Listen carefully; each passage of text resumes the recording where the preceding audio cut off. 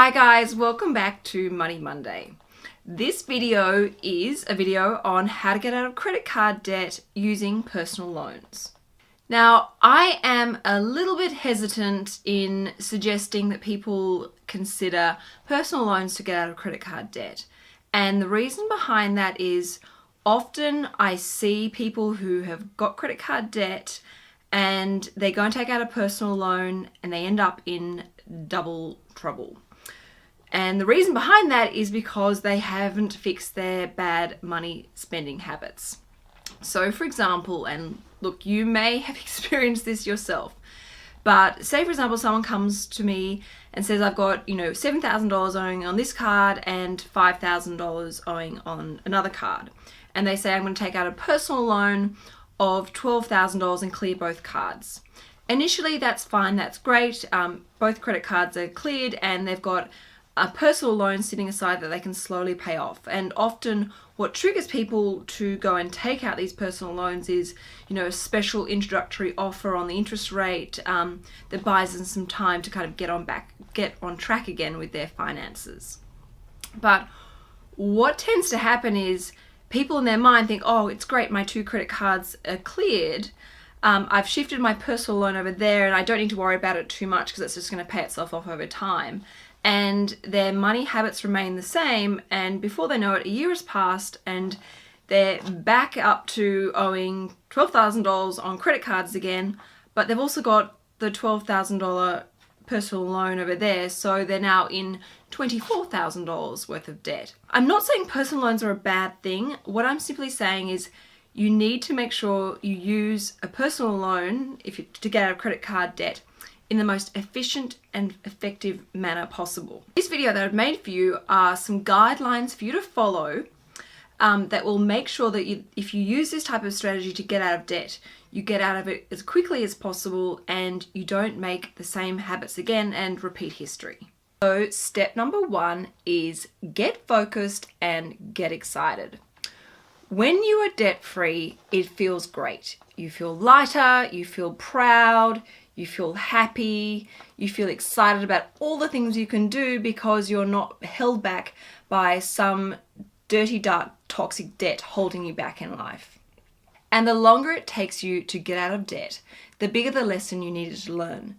So often I find when I've coached people out of debt, and I mean seriously big debts, when they finally get to the end of the repayment plan where they make that last final payment, they've really learnt their lesson and they become almost hyper-vigilant about repeating the same mistake again. And they become so protective of their financial success and what they've achieved in getting out of debt on their own, learning the lesson, growing from the experience, that they don't want to make the same mistake again. So my question to you is, what does it mean to you, or what is important to you about being debt-free? Is it relief? Is it freedom? Is it luxury? Is it choice? Is it just general security? Whatever it may be, work it out and then use those feelings to help, anchor and harness your motivation and focus to make your goals incredibly powerful and help trigger the right action behind those goals. Step number two is do a budget. It goes without saying you're not going to be able to pay off your debt unless you make repayments and probably extra repayments if possible. So my advice to you is do a budget. Firstly, the budget will allow you to work out how much money you need to survive, because you don't want to be paying off one debt over here and then creating a new debt over here just to live. You need to know what expenses you have on a weekly basis, monthly basis, quarterly basis, annual basis, so that you don't go 2 steps forwards, 1 step back. Once you've done the budget, then that enables you to do 2 more things. One, it enables you to work out how much you can afford in a repayment plan towards that debt reduction. Whether it be $100 a month, $200, $300 a month, it doesn't matter. The point is you're making repayments and trying to get that debt down as fast as possible. The second thing that a budget allows you to do is review and analyze each expense in your spending habits and work out if there's any opportunity or room to either cut down or completely eliminate any frivolous spending that could maybe you just be put on hold until you get out of debt, because that will free up your cash flow to be able to make additional lump sum repayments that are again going to help you get out of debt so much faster. Now, if you've never done a budget or don't have one, it's okay. I've actually done a video on how to do a budget, and if you go to the Sugar Momma website, you can actually subscribe and you'll get an email with a link to download a complimentary budget which I've designed myself. So there are no excuses for not doing a budget, even if you're not in debt. Step number 3 is set goals and keep them in sight.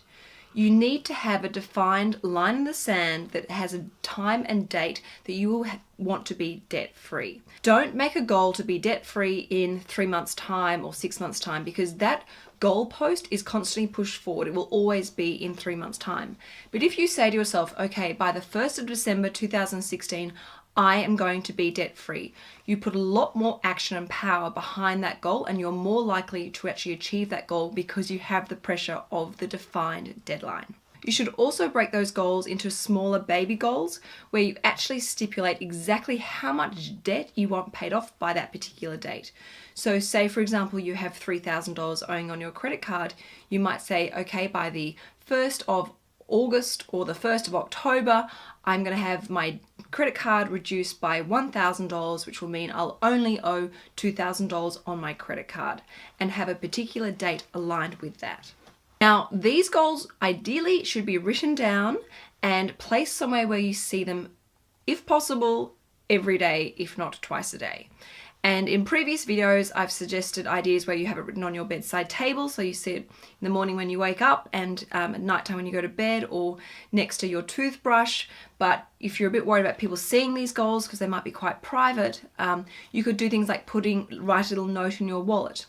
Another idea is you have an image that symbolizes your goal to remind you, and that could be the screensaver on your phone or on your computer desktop, whatever it may be. It just needs to remind you on a regular basis what you are working towards, so that you don't get distracted, lose focus, because you really want to achieve this goal as quickly as possible. Another really powerful step when you're setting these goals is to think about your big long-term goal or dream.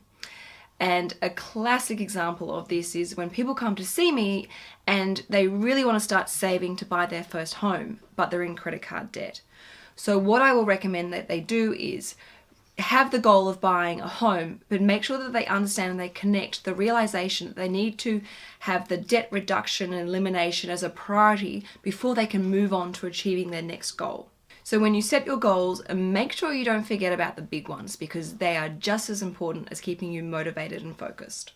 Step number 4 is track, monitor, and review. This is really important because, again, it's going to help you feel good about the progress you're making and see that there is light at the end of the tunnel.